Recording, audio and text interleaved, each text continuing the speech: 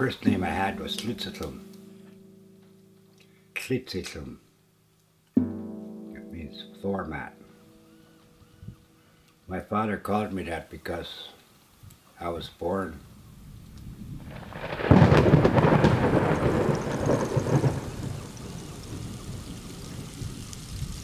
illegitimate. When I was in the treatment center, after about the 4th year in treatment, I was talking about how I don't like to be touched by water, how I have a hard time having a shower. I never drink water. And there wasn't any counselors that knew what to do with me about it because they weren't trained to deal with something like that. But we had a psychiatrist that would come in once a week or something like that. After telling him my feelings, he said, want me to go back as far back as I can remember about me and water. That's when he discovered it went further than that. When I told him my mother was going to drown me. She went down a river. She was going to give me birth and then drown me. But my father, he went down there and he stopped her from doing it. I guess I could feel her intention was to drown me. And so now when I hear water or I feel water, I get triggered. It's just...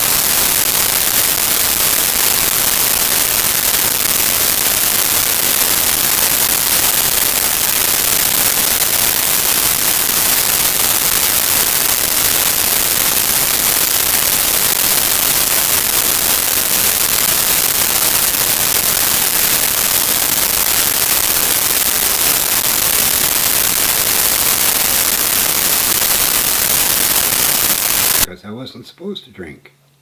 I started drinking because I wasn't supposed to drink. You were not supposed to drink? Well, who was supposed to drink at the age of 5, 6, 7 years old? I'd go under the house and drink a gallon of wine or a gallon of home brew. Pass out. I used to sleep in a nest under the house with my dogs. Pass out. All my fear and worry and hunger would be gone.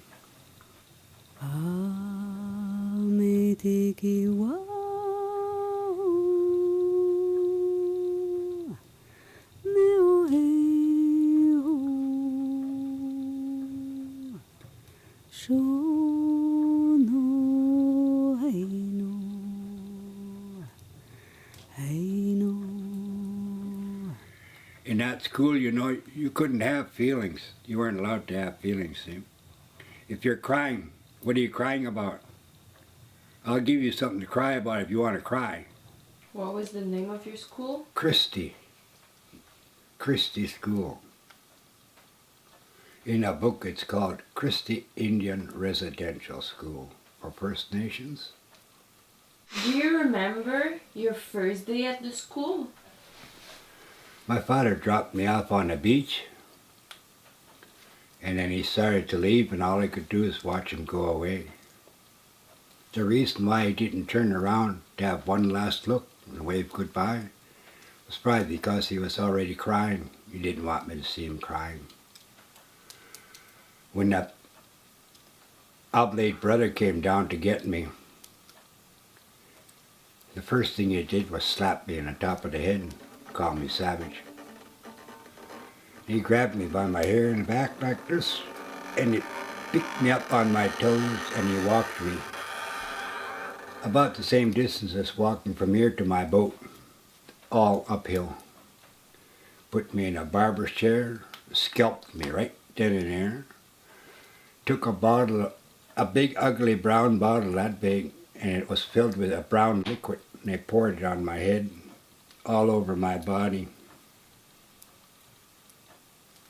It was to get rid of my lice, my fleas, and whatever else diseases I carried. And I became just another boy. I was no different than anybody else there. The first day I was there, I lost my identity. It was totally gone. I wasn't Matthew, I wasn't Sayachapis, I wasn't anybody at all. I was just another kid, number 52. We'll call you 52.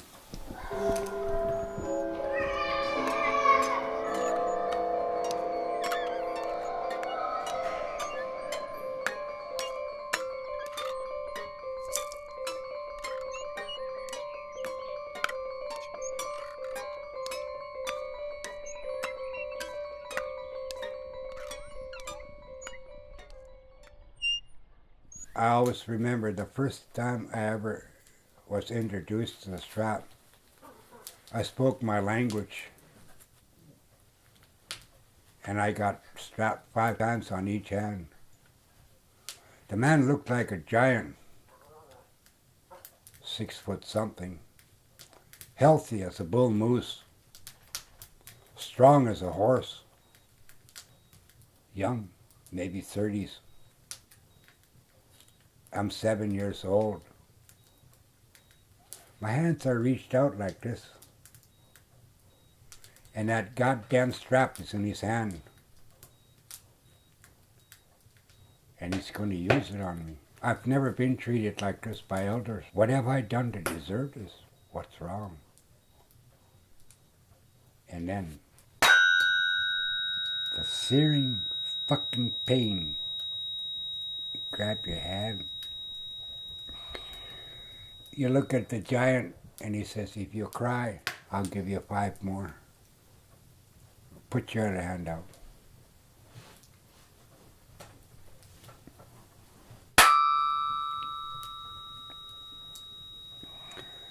Tears pouring out. Are you crying? Speak up. Are you crying? No. What's that coming out of your eyes? Is that tears? Then you're crying. You're a liar. You'll get 5 more on each hand. Before you're done, you've gotten 10 on each hand by a giant who wants you to stop speaking that horrific language. You savage. Believe me, you stop talking it.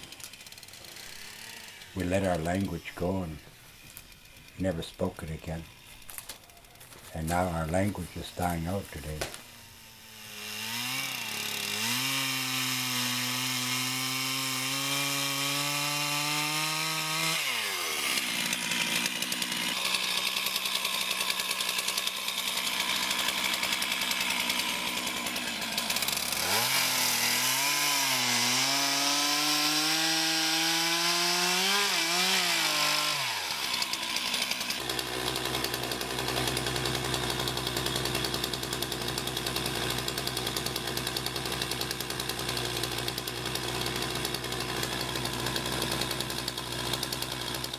That was a horrible fucking childhood. It didn't matter where, even in church, they were mean to you.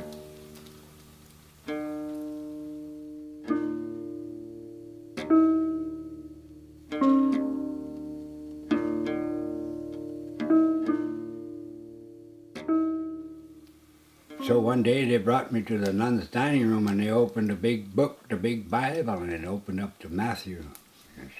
You're Matthew.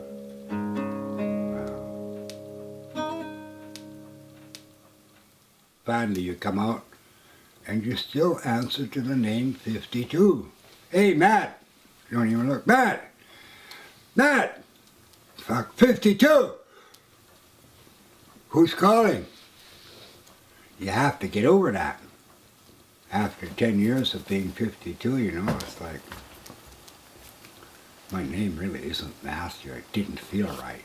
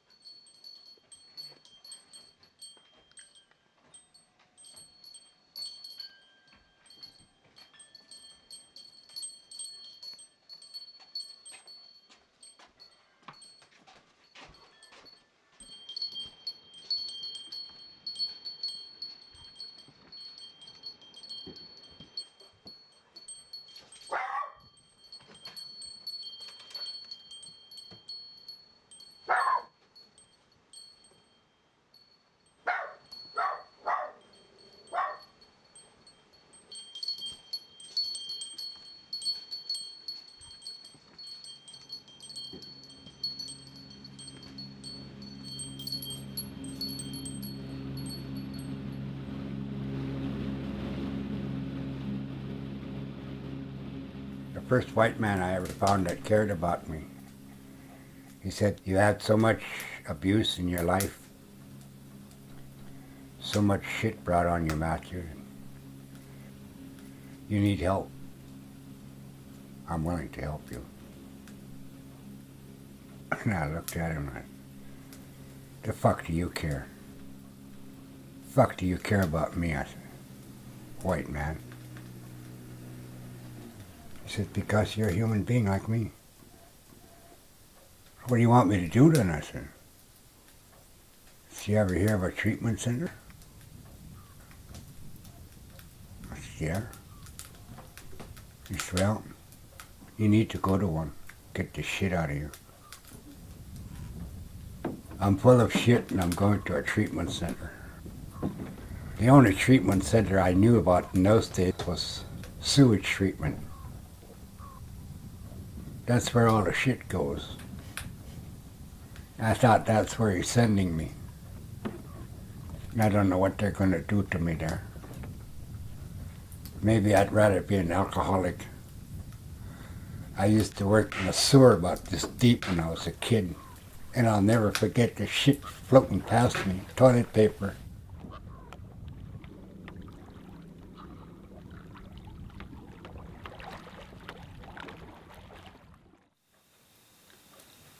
I've had counselors tell their bosses, I really don't want to see Matt anymore, okay? It's too much for me.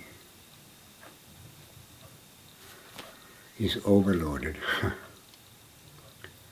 So it's hard for everybody. Not just me, eh? Counselors were afraid I'd explode. They used to say I'm volatile,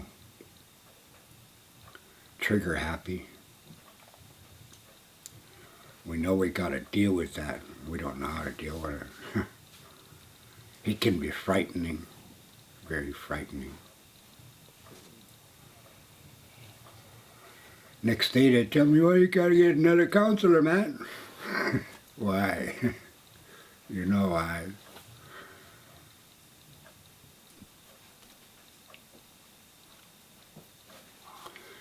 Sometimes people would talk nicely to me and say, you know, Matt, you're not all that bad. Your problem is you don't know what's bad. Nobody's ever told you what's good and what's bad. It's okay. You'll learn.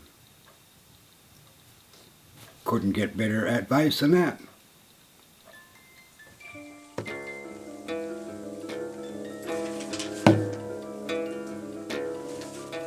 Wow, you don't want to keep revenge feelings in your head and body, eh? You want to get it out. There's no counselor to talk to out here. Writing it on paper shows me how mad I am or how sick I am. That's power. I'm reaching real lots of people with my pen. I couldn't do that with my sword or my gun. That's what they meant when they said the pen is mightier than the gun and the sword.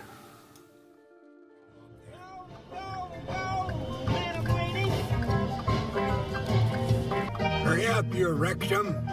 Jesus Christ.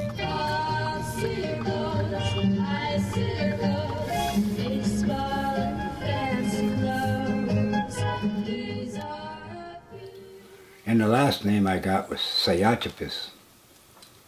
I inherited that from the way I stand in front of a crowd and tell my story, how I try to be a good example to those who are afraid to speak, to come out of their closets.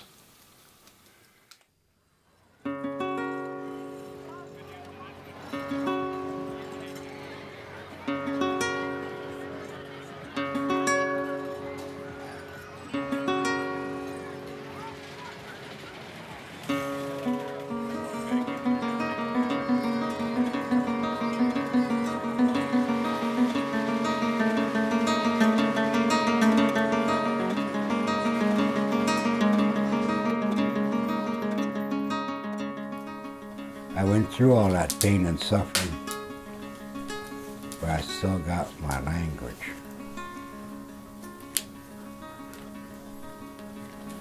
Ik huis teach. Ik huis to chumhang. I'm still alive and I'm still okay.